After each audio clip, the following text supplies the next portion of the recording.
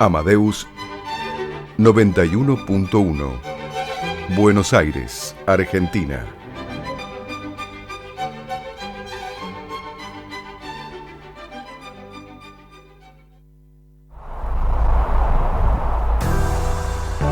A partir de este momento comienza Segunda Convocatoria, el programa de la propiedad horizontal.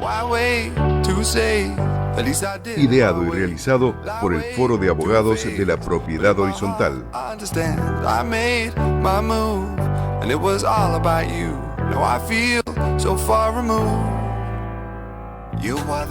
Muy buenas tardes, una nueva emisión de Segunda Convocatoria, el programa de la propiedad horizontal, ideado y realizado por el Foro de Abogados de la Propiedad Horizontal. Como siempre aquí, en vivo, de 19 a 20 horas los miércoles en FM Radio Amadeus 91.1, hoy 23 de octubre del año 2024, en nuestro capítulo 171 en la cuarta temporada de Segunda Convocatoria. Muy bien, un día pasado por agua en la ciudad autónoma de Buenos Aires, la capital de la República Argentina, y como hay mucho de qué hablar hoy, rápidamente paso a saludar a los compañeros que están aquí en la mesa, o a la mesa, del estudio central de la radio, y vamos por estricto orden alfabético. Doctor Héctor Breckman. Perdón, está ausente. Ausente con aviso. Está ausente sin aviso, me parece. Doctor Gustavo Grifi, ¿cómo le va? Bien, ¿y usted cómo está, doctor? Bien.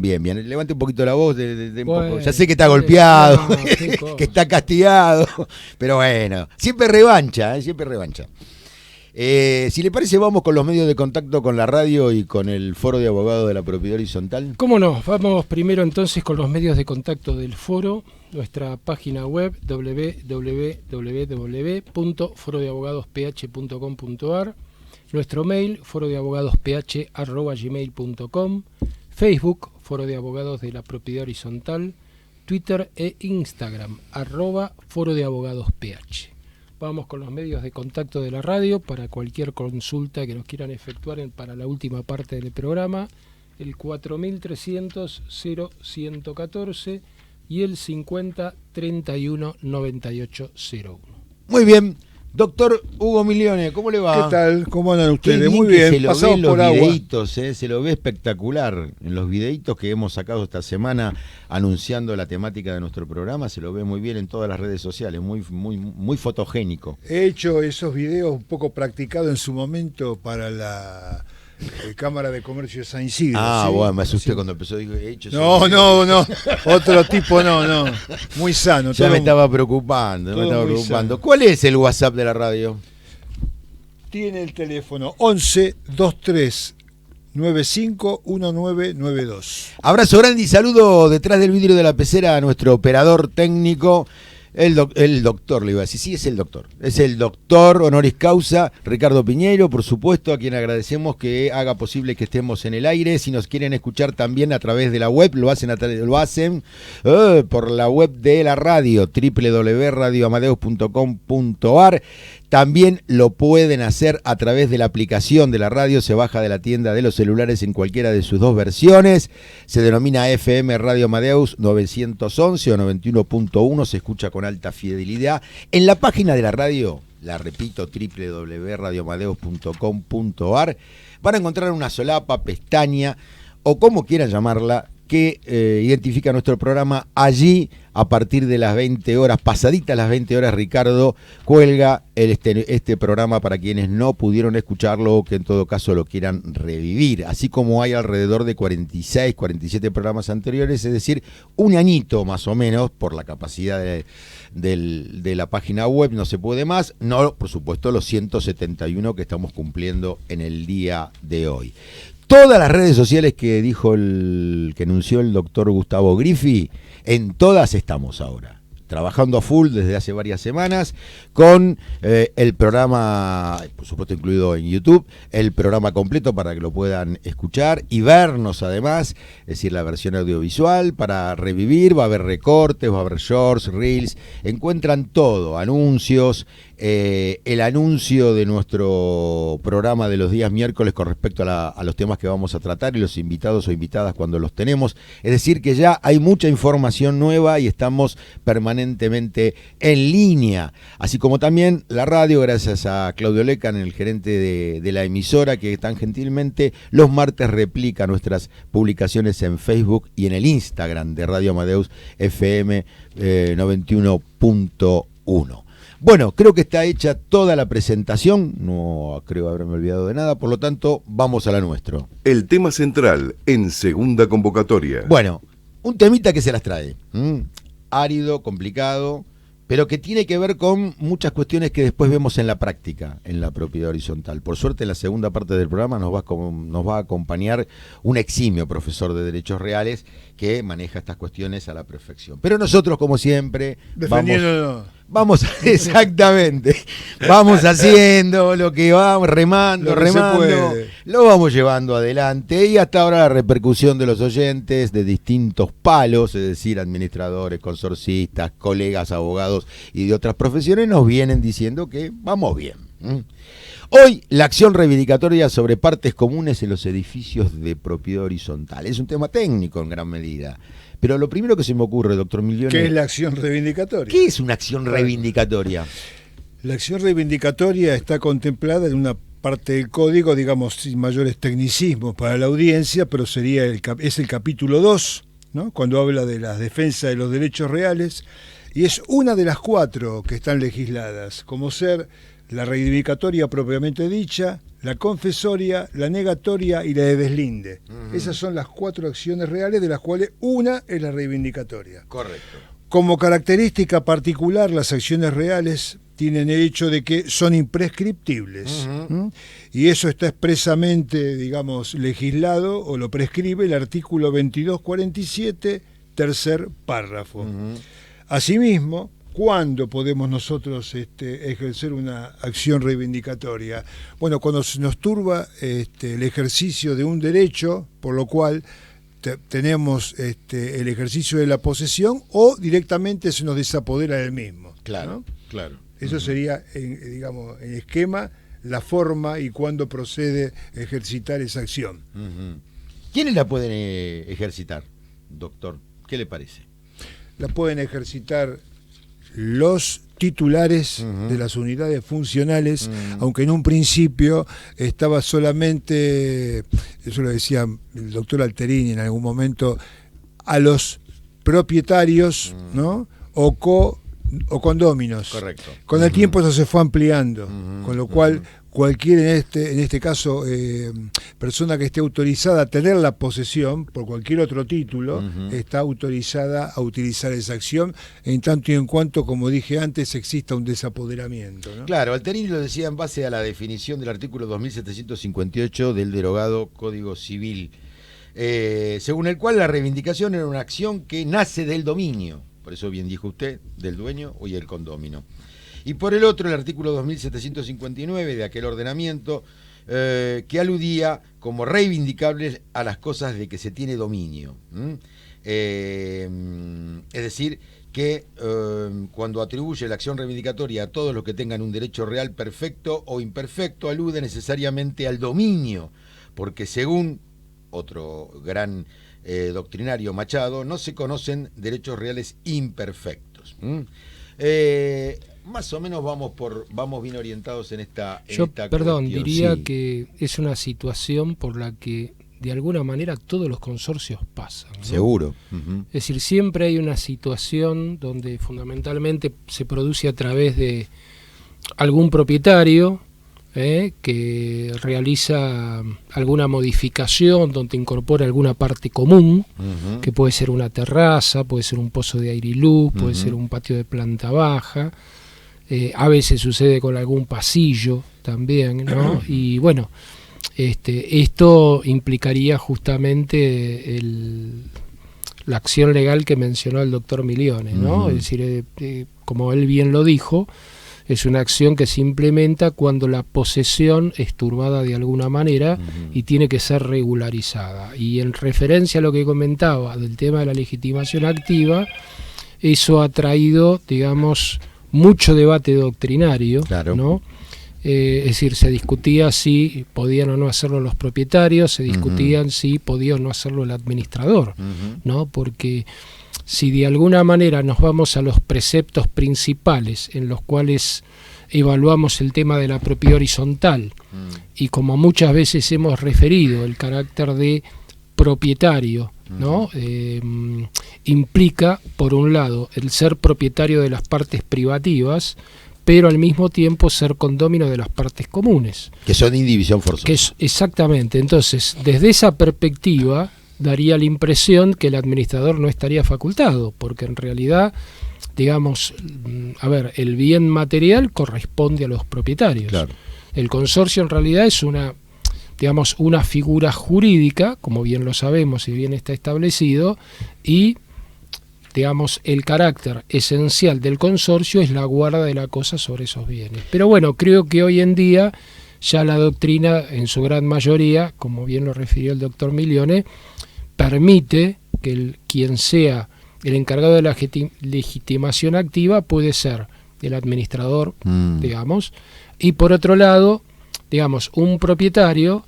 Y en algunos aspectos, eso digamos que no hay una jurisprudencia tan uniforme, quizás ese propietario tenga que acreditar cuáles son las consecuencias que le genera esa turbación específica de esa parte común. Y el consorcio no. Hablamos al principio del Código Civil Bersano, del derogado. Lo mencionaba eso. Y ahora con el nuevo Código Civil y Comercial de la Nación, ya cumplido sus primeros 9 años, quedó superado un poco esta idea de la corriente restrictiva en cuanto a quién tiene la legitimación, quién puede realizar o llevar adelante la acción. Que en ese entonces se entendía que solo el dueño y los condóminos podían iniciar la misma. Ello es así porque el artículo 2248 del Código Civil y Comercial, en su primera parte, dice que esta acción tiene por finalidad defender la existencia del derecho real que se ejerce por la posesión.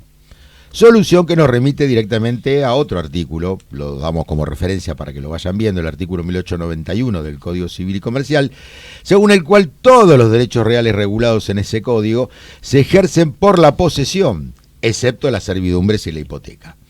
Aún así, y en cuanto a este último derecho real, cabe destacar que si bien no se ejerce por la posesión, estábamos hablando de la hipoteca, el Código Fondal expresamente le confiere a su titular, el acreedor hipotecario, la facultad de reivindicar a título personal e incluso de entablar la acción negatoria o confesoria de la que hizo cuenta el doctor Milione al principio, y esto está arreglado en el artículo 2248 infine. Así, ante un desapoderamiento, porque acaba la cuestión, ¿no? Siempre estamos hablando de un desapoderamiento, pueden promover la acción de reivindicación los titulares de dominio, condominio, PH, conjuntos inmobiliarios, en rigor lo que se llamaría el derecho de propiedad horizontal especial, conforme al artículo 2075 del Código Civil y Comercial, el tiempo compartido, en cementerios, privados, superficie, usufructo, uso, habitación, anticresis, prenda e hipoteca. Es bastante completa ahora la gama de posibilidades que tenemos para iniciar esa acción reivindicatoria. Pero vamos directamente a los consorcios de propiedad horizontal. ¿Qué les parece? El propietario.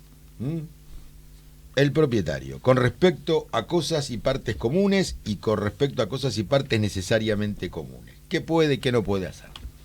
Bueno, a ver, muchas veces hemos referido un poco con relación a este articulado y bueno, creo que nos vamos a encontrar de alguna manera obligados a volver a mencionar qué se consideran partes comunes y qué se consideran partes necesariamente comunes, ¿no? Creo que tenemos que partir de esa base. El artículo 2040 dice cosas y partes comunes, son comunes a todas o algunas de las unidades funcionales, las cosas y partes de uso común de ellas o indispensables para mantener su seguridad, y las que se determinen en el reglamento de propiedad horizontal. Las cosas y partes cuyo uso no esté determinado se consideran comunes. Sobre estas cosas y partes ningún propietario puede alegar derecho exclusivo sin perjuicio de su afectación exclusiva a una o varias unidades funcionales. Cada propietario puede usar las cosas y partes comunes conforme a su destino sin perjudicar o restringir los derechos de los otros propietarios. Y luego tenemos, los artículos 2041 y los artículos 2042. El que hace referencia a cosas y partes necesarias comunes y el que hace referencia a cosas y partes comunes no indispensables. Bien. Es bueno que hay mucha jurisprudencia al respecto en relación a la acción reivindicatoria, pero también es bueno señalar alguna diferencia con respecto a si se ha cumplido o no la tradición de la cosa, es decir, la entrega de la cosa. La cuestión es que si se halla en poder del transmitente, es decir, quien transmite, claro, quien transfiere, y no se ha cumplido por ende la tradición, no nos olvidemos que en estas cuestiones es muy importante ese punto, el adquirente podrá ejercer las acciones personales del contrato, pero no la acción reivindicatoria, hay que tenerlo en cuenta. Claro. Y este fue el criterio que sostuvo la Corte Suprema de Justicia de la Nación en la causa muy conocida Club Comunicaciones con Universidad de Buenos Aires del año 1986. Y el adquirente por prescripción adquisitiva, es decir, usucapión, se discute si el poseedor por boleto de compraventa se haya legitimado para iniciar la acción real bajo estudio. Y también se ha dicho que el adquirente con boleto no puede reivindicar en razón de que no es titular del derecho real alguno, aunque sí está en condiciones de escudarse en su relación de poder con el inmueble, para frenar el reclamo petitorio de un posterior adquirente del mismo objeto, ¿no es cierto?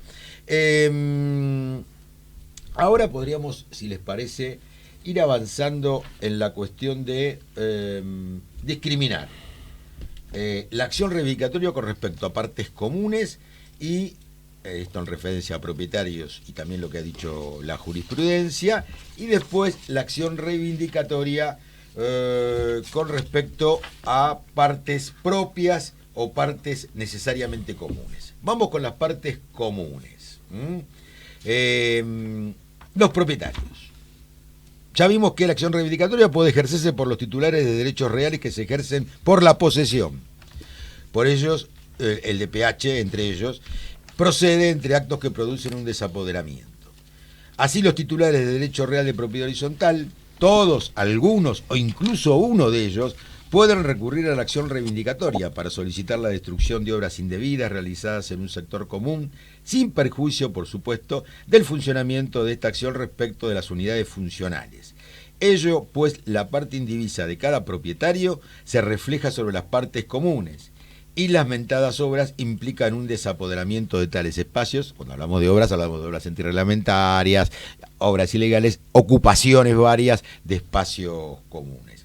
¿Qué tiene dicho los tribunales? Por ejemplo, en una tesis que fue plasmada en el fallo de la Sala C de la Cámara Nacional de Apelaciones en lo Civil de la Capital Federal, en autos Col Pablo y otros con Kolowski y Alejandra, se dijo que el objeto de la demanda era declarar el derecho de condominio de actores y del consorcio de copropietarios de mandar restituir a los mismos los 35.82 metros que a juicio de aquellos pertenecen al espacio común de todos los componentes del edificio de la calle Posadas.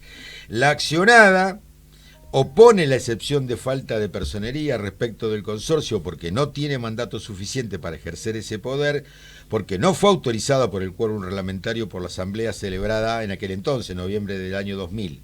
Asimismo, impetró la excepción de falta de acción del consorcio y de los coactores. Respecto del primero, se sustenta en que esta demanda por reivindicación solo puede ser iniciada por cada uno de los propietarios. En cuanto a los coaccionantes, porque no acreditaron la calidad de propietarios de las unidades del bien. Por último, se insistió en la citación de los restantes copropietarios en los términos del artículo 94 del Código Procesal Civil y Comercial, que es la llamada intervención obligatoria del tercero, para evitar después decisiones que puedan que no puedan dar lugar a repeticiones o eventualmente a fallos contradictorios, en el que varios copropietarios de un edificio y el administrador del consorcio habían promovido acción de reivindicación sobre partes comunes contra otro propietario. En lo concerniente a la legitimación activa de los propietarios, se expresó lo siguiente en el fallo: todo titular de un derecho real que se ejerce por la posesión tiene derecho de poseer. Parece simple el acerto, pero está muy bien expresado. Como consecuencia, tiene derecho de reivindicar si ha sido privado de su posesión. Este derecho de poseer no solo es referido al objeto exclusivo, sino también a las cosas comunes, ya que el derecho real recae sobre la unidad funcional formada por ambos de modo inescindible. De ahí que como propietario puede realizar todos los actos jurídicos de los que sea susceptible la cosa. En el acto se entenderán comprendidos los derechos sobre los bienes comunes, ya que el derecho real de propiedad horizontal es un derecho autónomo, como hemos visto siempre, nuevo y distinto, que recae sobre una unidad funcional formada por un objeto exclusivo, consistente en el departamento, y un porcentaje de cosas comunes.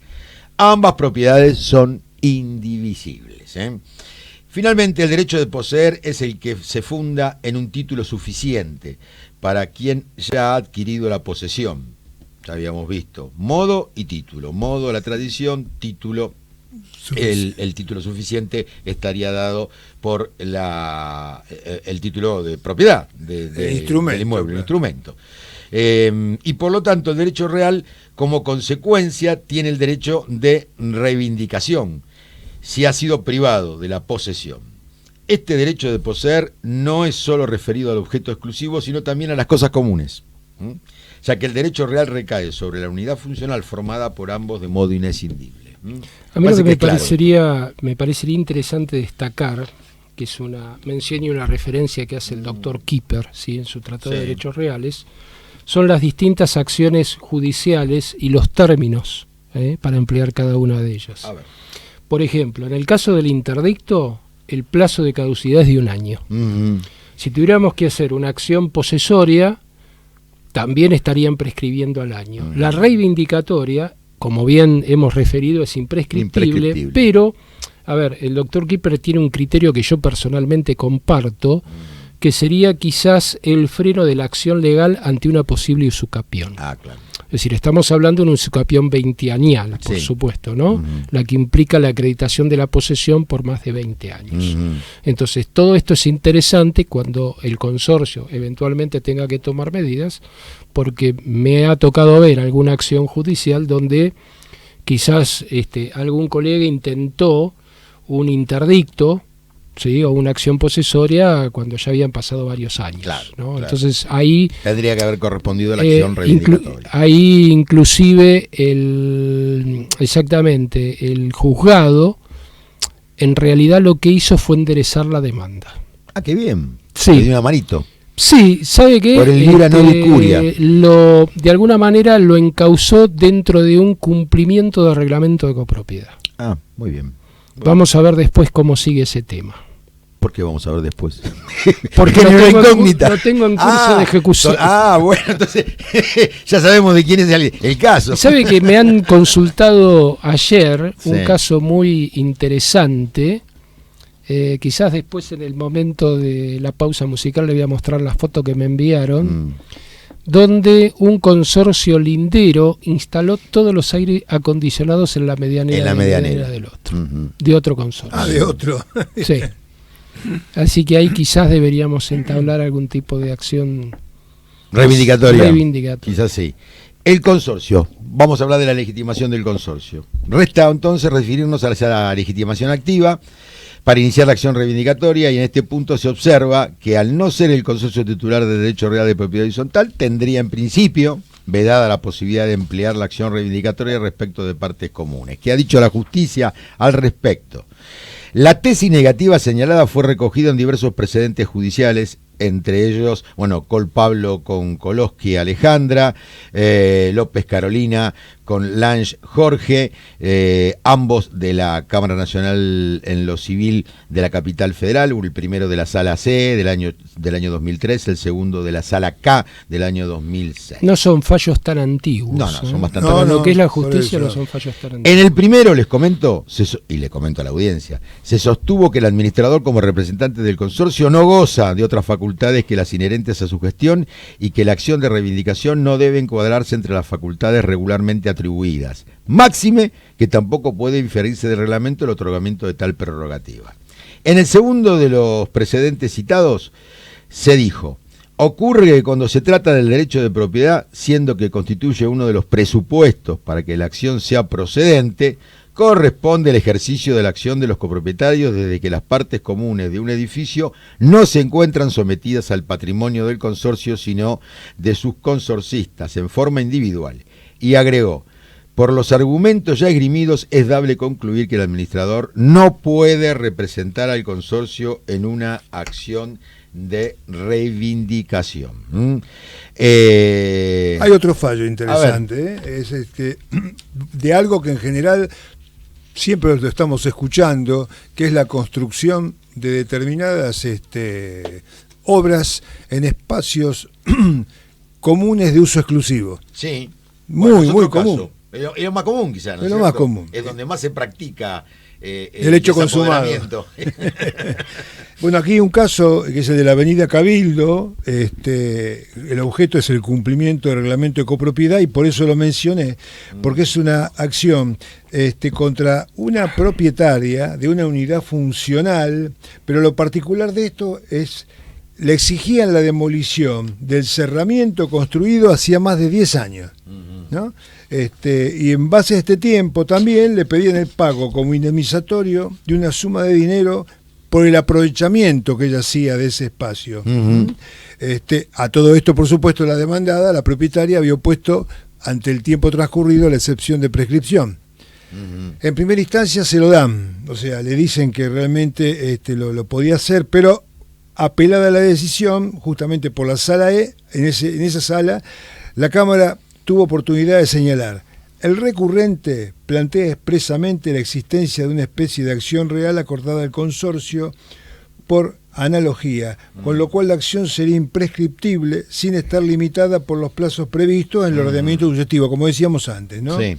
Por eso la acción reivindicatoria se caracteriza por defender la existencia misma del derecho real lesionado, de manera que obviamente la legitimación para el ejercicio de esa acción debe sustentarse en la titularidad de ese derecho real por el actor que pretende hacer valer esa pretensión en juicio, y que sobre los sectores comunes existe un condominio en indivisión forzosa entre los propietarios, mientras que el consorcio solamente tiene capacidad jurídica para la administración del edificio, pero no surge de la ley, para que pueda ser titular en esas acciones de partes comunes.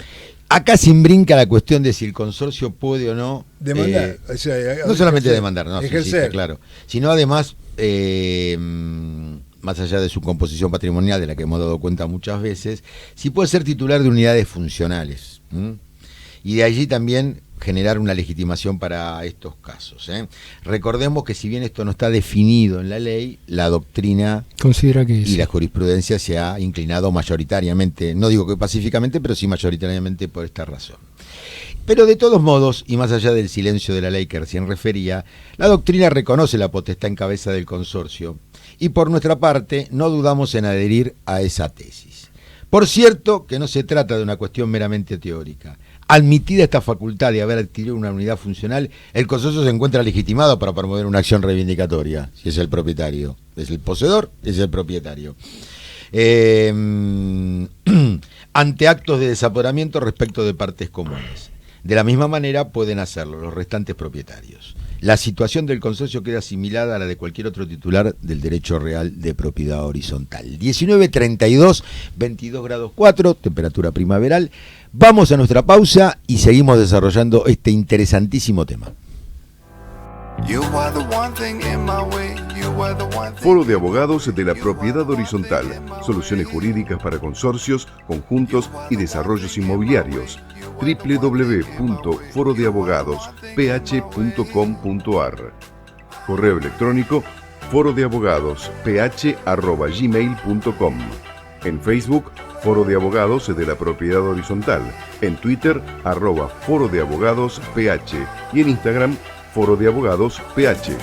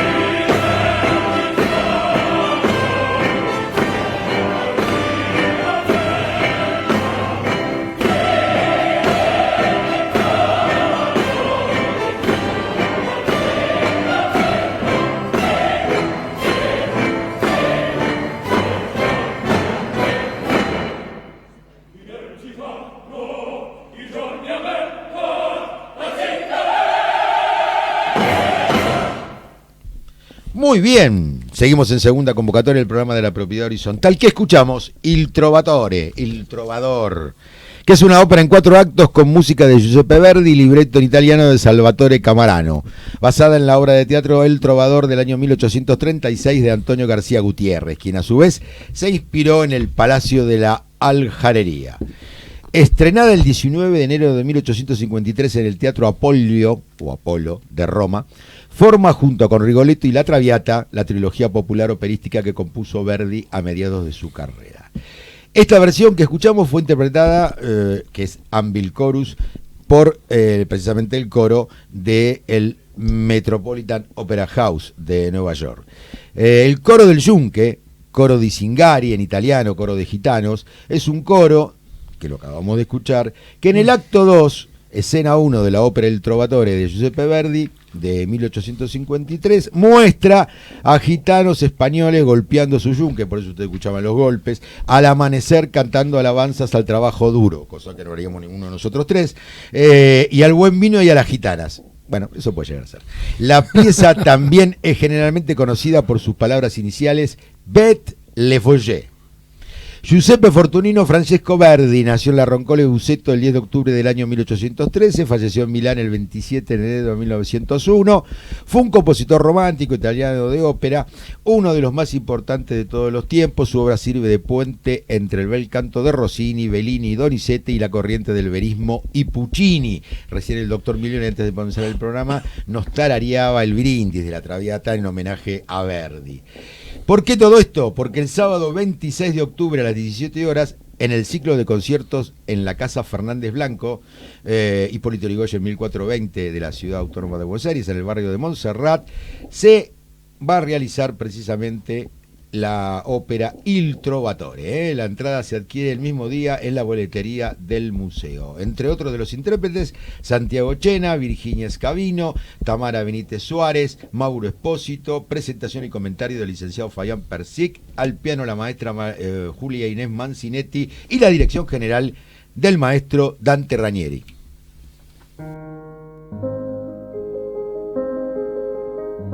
Pianos Riesenfeld. Nuestra labor vale más que su precio.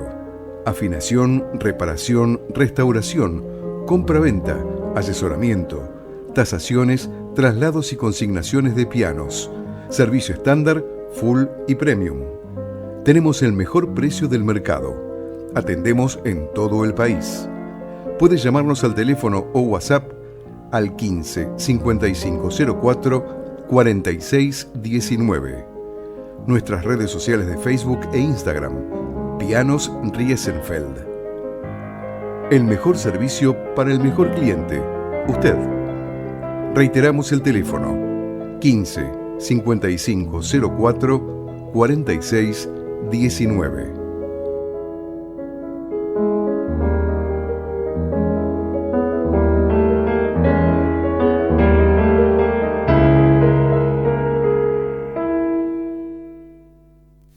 La entrevista.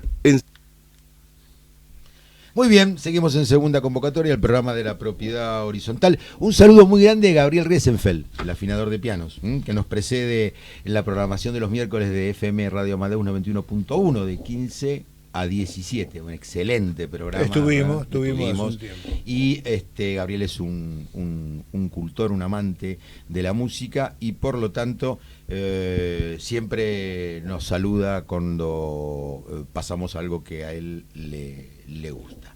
¿Estamos con nuestro invitado?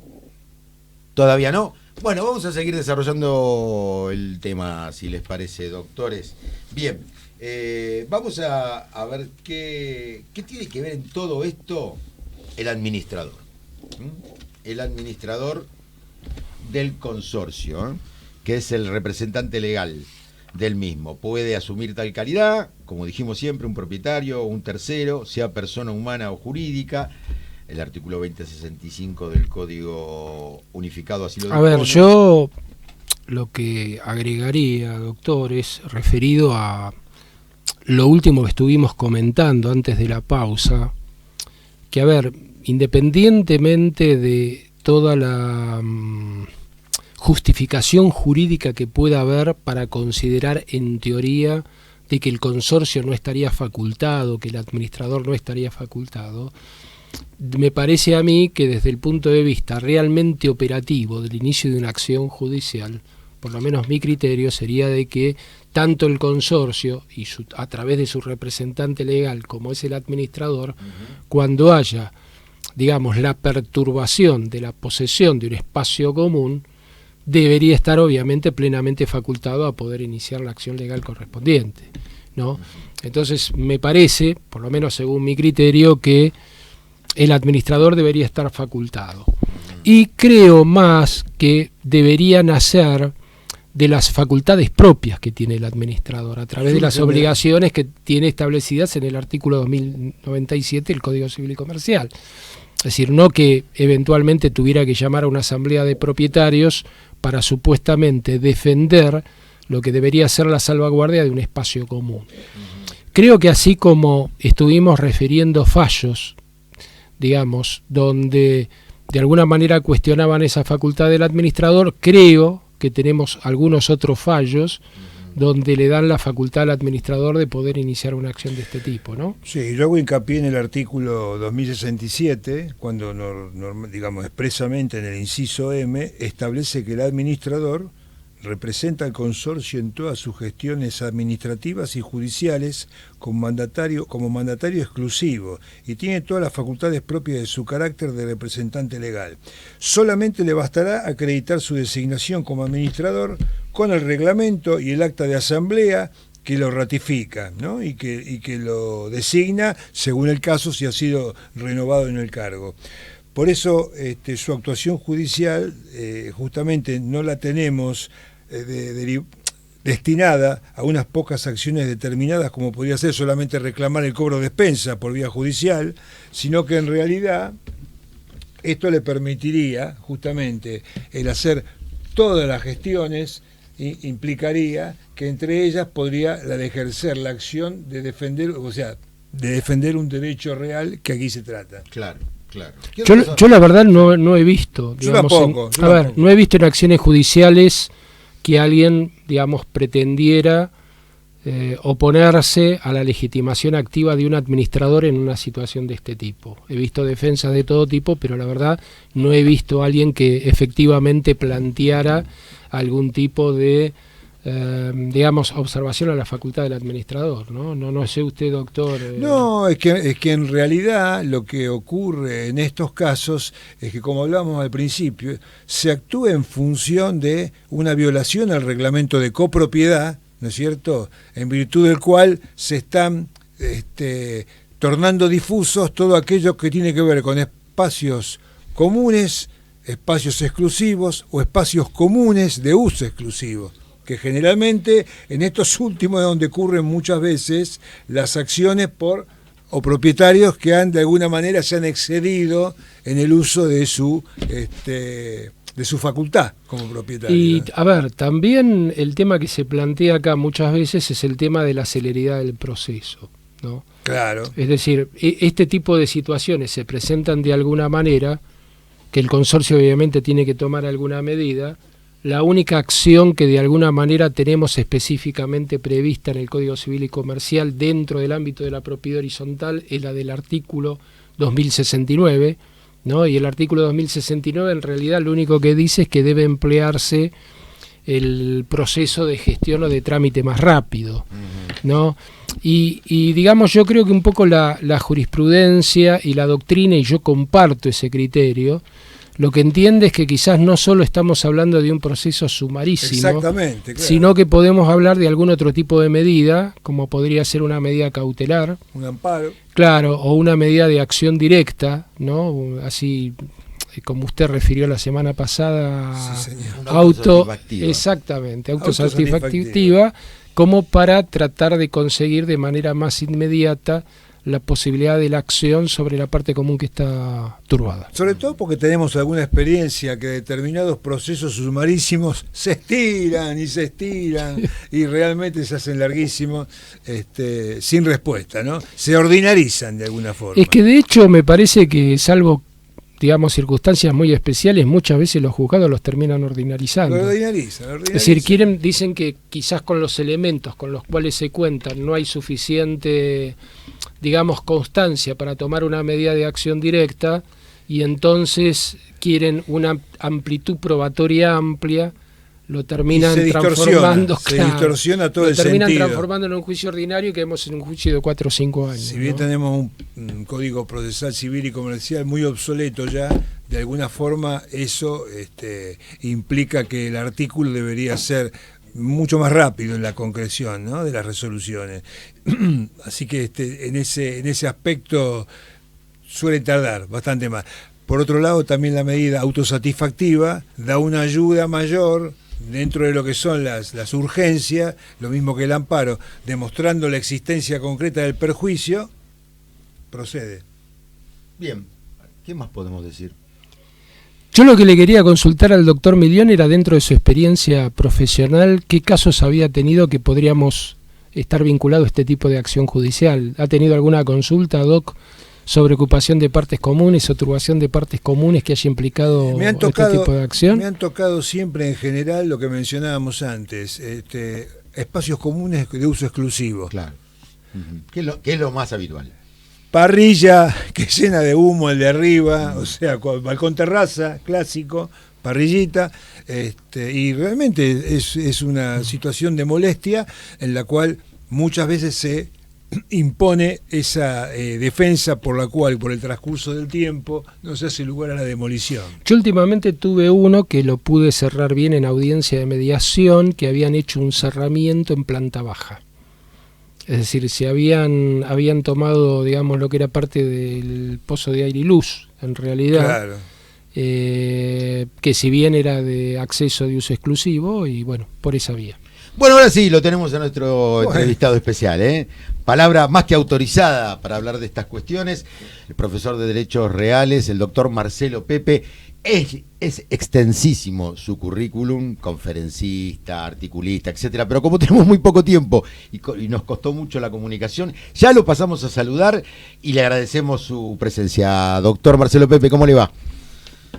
Muchas gracias, buenas tardes a todos, y bueno, feliz de estar en esta segunda convocatoria en esta tarde. ¿Cómo están ustedes? Muy bien, yo bárbaro, y acá, bueno, viendo de conversar un poquito de estas cuestiones, los escuchaba y la verdad que poco tengo que decir, porque la verdad que me han abrumado, los he escuchado antes, quizá por eso no nos hemos podido comunicar, y la verdad me ha parecido espectacular la reseña que han hecho, así que bueno, estoy presto a que me pregunten lo que quieran. Queremos conocer su opinión. Tenemos 10 minutitos para usted y para la audiencia que pueda disfrutar de su palabra, doctor, para que nos comente su lineamiento, sus ideas con respecto a este tema que hemos planteado hoy sobre la acción reivindicatoria en partes comunes en los edificios de propiedad horizontal.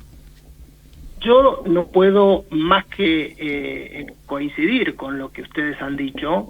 Yo haría un par de cuestiones, hablaría de dos temas básicamente, ¿no? Yo estoy totalmente de acuerdo en reconocerle legitimación activa al propietario de la unidad funcional respecto del ejercicio de una acción reivindicatoria, no solo por la inescindibilidad que hay entre la parte común y la parte privativa, como ya ustedes muy bien lo han reseñado, sino esencialmente porque el copropietario tiene una acción real expedita en los términos del artículo 2251 del Código, cuando le prevé la posibilidad de, en caso de desapoderamiento, ejercer una acción a los efectos de que se restituya, ¿no es cierto?, no solo la titularidad indivisa que tiene, sino en el caso de que la cosa sea poseída por un tercero, recuperar o reivindicar la totalidad de la.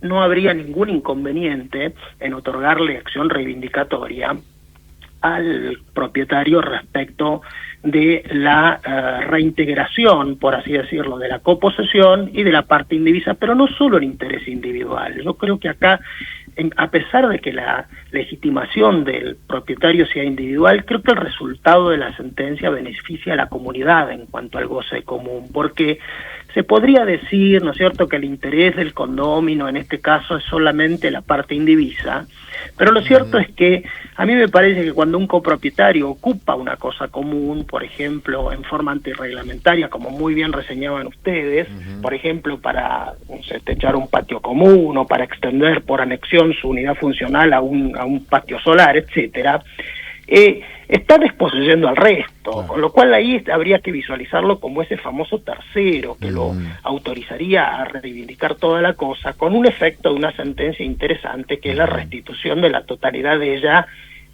sin perjuicio de, por supuesto, como muy bien dice la ley, limitándola a la parte indivisa del reivindicante y de los restantes, que esto es importante, porque acá la acción, si bien se hace a título individual, uno o varios o todos, la verdad que el efecto redunda en beneficio de todos. Con lo cual, este es un punto que podría caber por el artículo 21, 22, 51, cuando legitima el condómino para reivindicar, sin perjuicio de la inescindibilidad, que uno siempre la tiene que tener en cuenta entre la parte común y la propia, como manda el 2037 y concordantes del Código.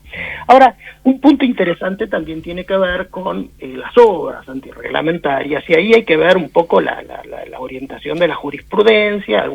Hay alguna jurisprudencia un poquitito más restringida que dice que cualquier infracción al reglamento objetivamente autoriza, ¿no es cierto?, al reivindicante a demandar la demolición, la restitución de las cosas a su antiguo estado, y en ese sentido esa sería una posible solución, y la otra más flexible dice, mira, habría que ver acá si no habría un ejercicio abusivo del derecho, teniendo en cuenta que quien demanda lo hace teniendo en cuenta una actividad o una actitud pasiva anterior y la destrucción de valores que habría en el medio si uno demuele algo, sobre todo cuando pasó mucho tiempo. Acá ustedes reseñaban un fallo muy interesante que se ordenaba o que se hablaba luego de los 10 años, ¿no? Y algunos fallos incluso han rehusado la demolición desde los 3 años, luego de iniciada la obra. Con lo cual, el segundo punto que habría que tener en cuenta es este tema de cuál es la extensión, ¿no es cierto?, de la condena, ¿no? Que se restituye la cosa, no me cabe la menor duda, y lo que resulta un poquitito más dudoso, por así decirlo, más discutible, es la extensión en relación a la demolición, sin perjuicio que siempre cabe la indemnización del daño, si es que se prueba el daño sufrido por el consorcio o por el propietario afectado. Pero la legitimación, para ser conciso, para mí entra, por supuesto, en reivindicatoria, ¿no? Entra por el 2251, pero también hay que tener en cuenta este famoso 2089 cuando, ¿no es cierto?, legitima tanto al consorcio como a los propietarios afectados en caso de infracciones reglamentarias. Ahí la cuestión también entra por ahí, porque fíjense que la ley dice sin perjuicio de la articulación de otras acciones. Es cierto que este 2089 hace referencia al ex artículo 15 de la ley de propiedad horizontal, de la 13.512, y que claramente referenciaba esa otra acción al ámbito resarcitorio, pero acá la ley no lo distingue. Entonces, uno, ¿por qué no podría legitimar al consorcio en caso de infracciones reglamentarias para el ejercicio de acción reivindicatoria, pasando en honor a la brevedad, pasando a la legitimación del consorcio? Creo que una posible legitimación cabría por vía, digamos, no analógica, por vía extensiva, a mérito de la literalidad del 2089, que hace alusión a otras acciones, ¿no? Ahora, la verdad, y esto también es importante, y siempre teniendo en cuenta el efecto que podría provocar la sentencia de condena, a mí me parece un poco liso y superfluo entender que cuando el consorcio demanda siempre respecto de bienes comunes, que por supuesto no son de su propiedad, lo hace con la intención de apropiárselos. No es que la sentencia de condena que admite la legitimación activa del consorcio va a ordenar la recuperación de las cosas y la entrada de ellos a su patrimonio. Hay que ver en esta legitimación, con la cual yo coincido, quiero desde ya decirles, con lo cual yo haría todos los esfuerzos necesarios para encontrarle la solución legal de admitirla, y creo que en el derecho vigente se puede tranquilamente admitir, no solo por esta extensión del 2089, sino también porque hay que saber que el consorcio es el guardián, como muy bien dijeron ustedes, de los bienes comunes, y tiene el deber, que está inmaterializado en el 2067, inciso C, de conservar los bienes comunes y de evitar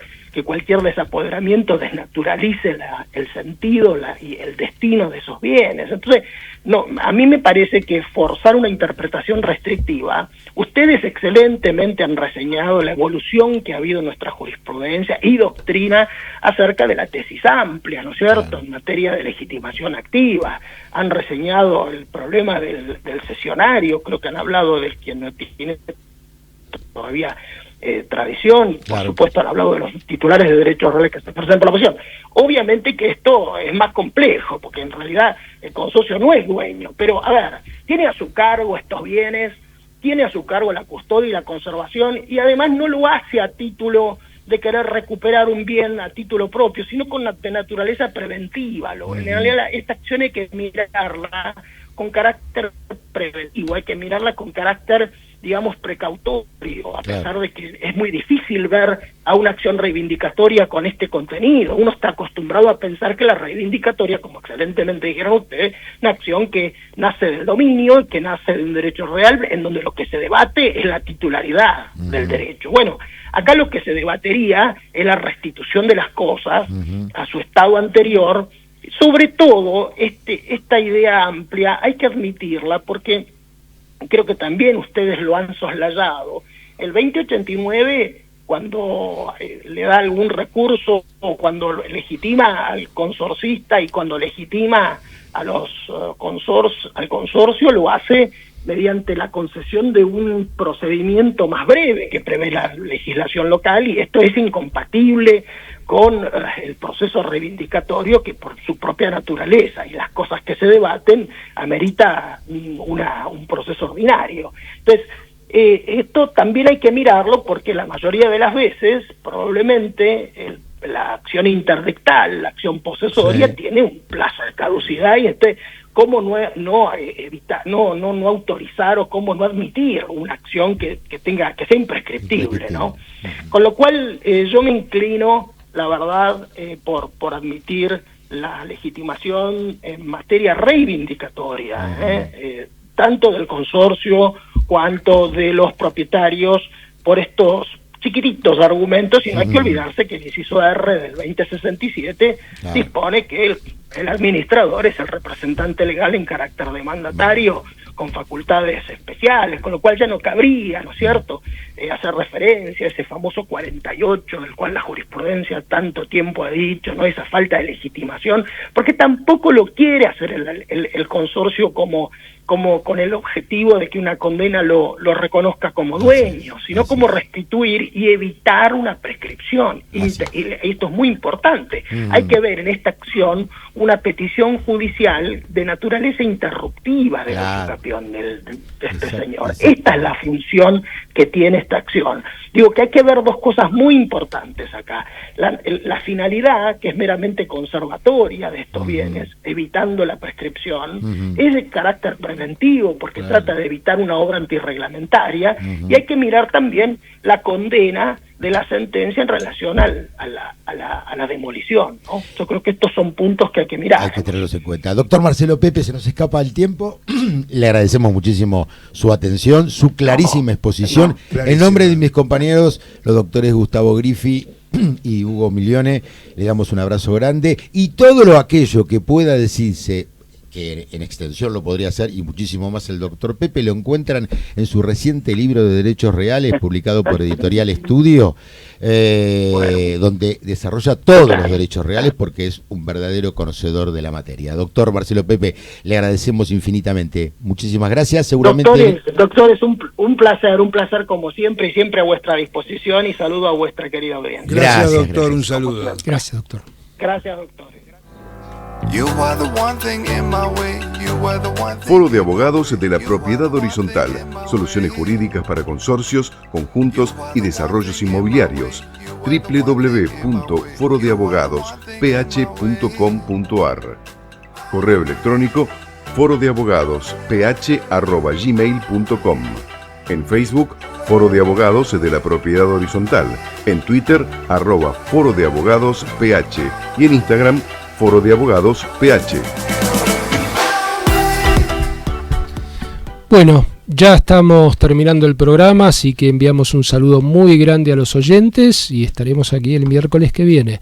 Lo mismo de mi parte, ha pasado rapidísimo el programa hoy, muy ameno, y por supuesto que tengan una buena semana y será hasta el próximo miércoles. Ricardo Peñero, muchas gracias por todo. El saludo al decano del Foro de Abogados de la Propiedad Horizontal, el doctor Héctor Hugo Bregman, que creo que estaba por otras latitudes, y a la audiencia, como siempre, nos despedimos hasta la semana que viene. Previamente, no dejen de continuar con la muy buena programación de FM Radio Amadeus 91.1. Ahora sigue el doctor Germán Álvarez Vidal con su Argentina Buenos Augurios. Excelente semana, hasta entonces. Desde la ciudad de Buenos Aires, República Argentina, transmite Amadeus 91.1.